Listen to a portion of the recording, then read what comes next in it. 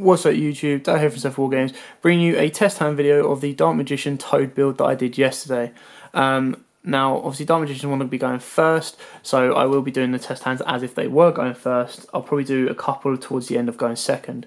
Now I have taken out, just for the pure facts of this build, is I've swapped out the two Maxis for the other two cards, the One Day of Peace and the Allure of Darkness for this deck, just so it gets a better effect than Maxi, because going first it's not as helpful, and if I go second, yes it's helpful, but I can't determine what I'm playing against in a test hand video. So we'll crack on with this. I'll show you how it kind of rocks and rolls and how often we can get into Toad and Shock. So I will put the link to the deck profile in the description below, so you can check that out if you haven't seen it.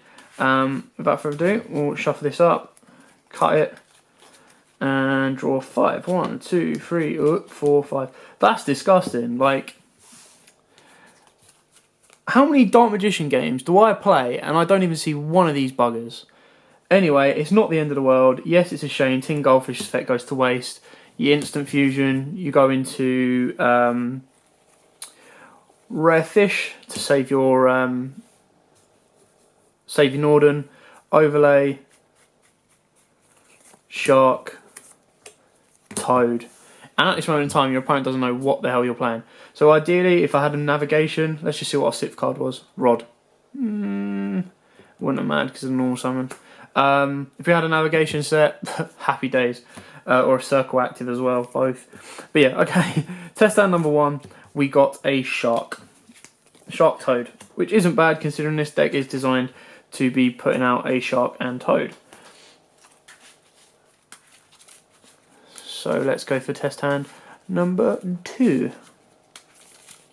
Obviously the biggest issue with that is it can get Lava Golems, but so can many and many decks these days.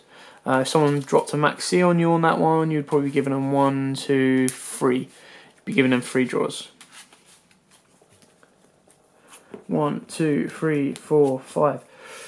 Not so much better. Let's a Dark Magician be very nice with this circle. It's more protective, but oh, there we go, perfect. Take that Dark Magician. Let's put... really want that another draw, really. Let's put Tin Goldfish there. Now, the biggest gamble you now have here is you can put that there, that there. You can wait until your opponent's turn, activate Eternal Soul, just so you get the banish effect of circle. You go bang, banish, cool. But then if they pop this, you're in a little bit of a trouble. But yeah, either way, you've got a bit of a play during your opponent's turn, or you can activate Dark Magic Veil, get him out now, but you lose the circle effect, and then you can bring him back with Eternal Soul if you want to, or search out Dark Magic Attack, preparing you for the next turn. If you don't search out and you were going to the next turn, you'd go Tin Goldfish, bang, bang, Shark, Toad for protection of Eternal Soul. You then have, let's say we keep Magic Veil if you want to, we could do. But yeah, you can kind of go from there. Now let's do test hand number 3. I will be looking at doing more decks, test hands and stuff like that, so if there's anything that you would like to see, let us know. It does take us some time to build some of the decks that we don't have, but we will try and get whatever we can up here for you. So, 1, 2, 3, 4, 5. Well, we've got a Toad, I can tell you that. Let's go with normal chocolate. Let's send that to grave. Let's draw 1. That's actually really quite nice, because you can go... So the good thing about chocolate as well is if it clogs up and you've got an instant fusion, you dump a chocolate, draw, instant fusion Norden, bring back the chocolate, you've got 3 on board. Anyway, so we've just done that. Now we've got 1 or 2 ways to go about this. So we can go Dark Magic Veil, bring back Dark Magician, activate instant fusion, go into, well, instant fusion into Rare Fish, overlay to Shark, detach chocolate, Toad. Now if you set your dedication through light and darkness, you don't have to, but if you set it during your opponent's turn, you activate this, turn that into a Democ. This will then special summon. You then turn the board into, where are you? Into a Democ. Democ's effect goes off. So then in your end phase, you recycle your instant fusion. probably would have negated something by now. I would like to think so. But let's say we do negate something. Then during your turn, draw one. Chocolate can wait in hand. Instant fusion, Norden. Bring back chocolate. Overlay into whatever rank 4 you like. Utopia the Lightning, whatever. Then you can normal your chocolate if you want to, or you can Bahamut Shark and get another shark out. That's probably one of the better boards you can get away with. So, which is why it's quite nice to have Democ in the deck. Right, test hand number 4, I believe.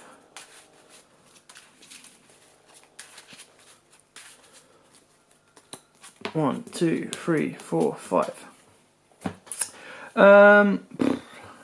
Question. A little less so, isn't it? I mean, if you circle, let's see what we get. Add a navigation, I suppose, because it's there. Now you have one of two options. You can normal your rod, search out your illusion magic would be my advice. To set that, activate illusion magic, get 2 Dark Magicians to hand. You can set that if you want. You now have the ability to get 2 Dark Magicians on board, a banish plus turn it into a Democ and recycle, MST to clear any back row. Or you could go and use Summon a Monk to dump to get the Chocolate Girl, which would then let you draw into one of these if you dumped the rod. The rod was probably the better play on this one, so you have all of this ready to go. And then rod would get his search in general anyway. So that wasn't too bad of a hand either. So even if you don't go into shot, you still have a pretty decent first turn setup to go for. So, yeah. I mean, ideally, you don't really want to or have to activate your navigation until either your opponent does something that you don't like and you want to get it banished with circle. But like I said, the chains are a second later or a chain later. Or you activate it during your end phase and clear your opponent of their strikes and warnings if they've gone and set them. So 1, 2, 3, 4, 5. Now, the 1 day apiece obviously comes in quite handy by going first. So you draw 1. Not the best. I would probably say rod into circle. You could go into navigation, but the way I see it is navigation is only good or is as good when circle's on the board. Because, yeah, you can navigate during your opponent's turn just to kind of defend yourself a little bit more and set yourself up for a negation during the next turn. But it's a hell of a lot better if you get it with a circle. But then obviously stuff like this can happen where you can block yourself out. But then you set that, you put your chocolate to the top, and then your next turn, you've got that into a chocolate, and then your chocolate's going to draw you into your vanities. So, alright, let's say, this is how the board would end. But then let's say we carried it on. Let's say they cleared the rod. Let's say I've used warning because I've had to warn my opponent. You draw into your chocolate, you know it's coming because you've set it up with circle. You drop that, you hope, obviously, this is with no responses from your opponent. You bring your chocolate down, your chocolate then discards your Dark Magician. You then draw into your vanities. You then go Shark and Toad. You then set your vanities. You're then protected double the amount of times. But that's obviously overextending the board.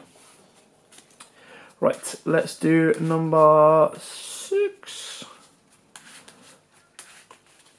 I do apologise if I lose track of these test hands. Obviously, brain goes all into focus mode. 1, 2, 3, 4, 5. Now, this again is interesting. Rod would be my, well, obviously, you'd have to go circle. I mean, you're okay with what you've got set up in your hand anyway, so you don't need to worry about searching anything else out. You activate your circle. Dark Magician would be massively nice right about now. No, so that's obviously one of the issues. But you should, well, you would like to hope that the strike is enough to set you and protect you for your turn, and you've got enough back row there for bluffs or for your opponent to be concerned about. So, that was test hand number 6. Let's do 7, and then we'll do 8, 9, and 10 go in second. Obviously, bear in mind as a little disclaimer that going second does not guarantee you'll get these boards. Your opponent can have responses to them. It just depends on how far you want to go with them. Right. Whoa. 1, 2, 3, 4, 5. Ooh, that's an interesting hand. That's a very, very interesting hand. Ideally, I would probably say set your inherent, set your emptiness, set your warning, normal your chocolate, activate a law because you don't want to risk too much. Banish your monk, activate your circle, 3. Wow. Obviously, add your Dark Magician to hand, I suppose. What would you want more? I'll tell you what, there you go, do that.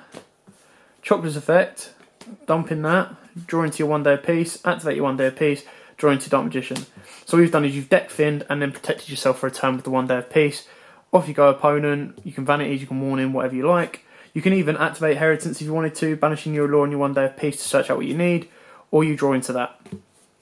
Again, either or kind of play. Then if you had activated that during your opponent's turn, whatever you searched out would have been set this turn anyway. So, and because you've dumped a Dark Magician with your chocolate, you've got protection if they want to run over your chocolate. But 9 times out of 10, if they're actually smart and they stop to read the card, they won't be hacking into your chocolate. Unless they're Utopia, the lightning in it. So, rightio, let's go with going second now. So 1, 2, 3, 4, 5, 6. Now, I always say when you're a Allure and you don't want to be getting rid of it, you might as well circle because you can set yourself up to what you might want or might not want. So you circle so you can add one of these to hand, any one of these to hand actually, to help you deck thin and decide. Let's add. Well, it wouldn't matter because whatever we take, so let's take the Dark Magician, put those back, activate your Allure, you're drawing into the final 2 anyway. And then you're banishing, let's say we banish that. Let's normal chocolate, let's dump with Magician, let's draw 1. You've got an Eternal Soul, so you've got that set up, so you set that there, set that there.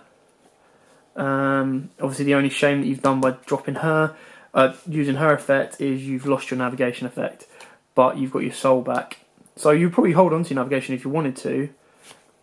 Set your inheritance or keep your inheritance, set your strike. But then if you were to activate that to bring Dark Magician back, you then have a Democ on play. You've got a strike for protection. And you've got your inheritance. So obviously we want to be a bit more offensive. Unfortunately, this is probably as far as it could really go going offensively, which is why they like going for second. Because obviously your navigation could help, would help you a hell of a lot more. So would your Eternal Soul. That's the only issue, which is why we kind of play less traps, but just enough to do what you want to do. So like I said, Dark Magicians always seem to need that 1 turn more. Your opponent is not giving you that 1 turn more, so you have to try and find the best ways of making it defensive or offensive in the right ways where you can, you know, extend your plays. 1, 2, 3, 4, 5, 6. Well, good news is we've got a Toad on board. Let's activate Circle. Let's add. If we add Dark Magician, probably go a little bit further if we wanted to. If we added Dark Magician, let's do that. Then if you were to, it really wouldn't matter.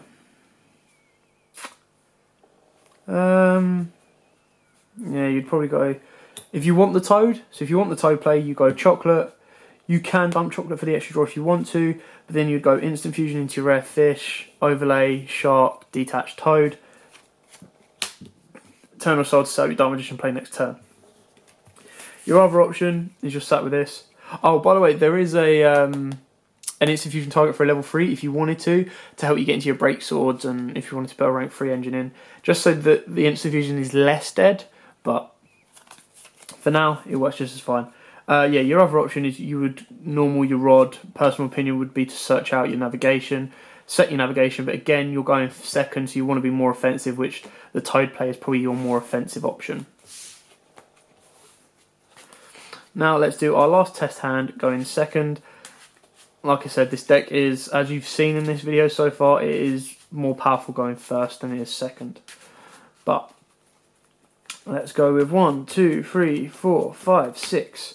Again, 1 day of peace is not the best card you want to be drawing going second, but there is a way around it which could help you in both ways.